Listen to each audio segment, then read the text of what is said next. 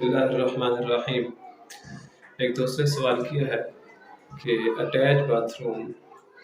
यानी जहाँ पे पेशाब करने की जगह भी टॉयलेट भी बनी होती है और वहाँ पे साथ में वज़ू की जगह या गुस्ल की जगह भी बनी होती है, तो ऐसी जगह पे वज़ू किया जा सकता है या नहीं। नंबर 2,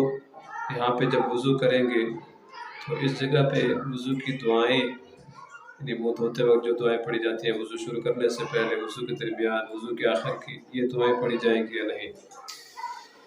तो सबसे पहले एक बुनियादी नुक्ते को समझ लें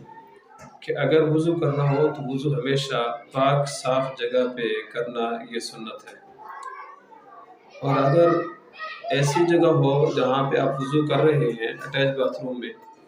वो जगह तो पाक है लेकिन साथ जगह नापाक है, जैसे वॉशरूम वगैरह साथ है अटैच बाथरूम में,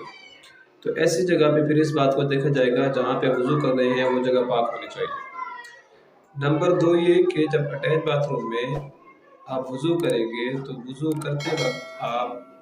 ज़ुबान से वज़ू की दुआएं नहीं पढ़ सकते, अलबत्ता आप दिल के अंदर वज़ू की दुआएं पढ़ सकते हैं।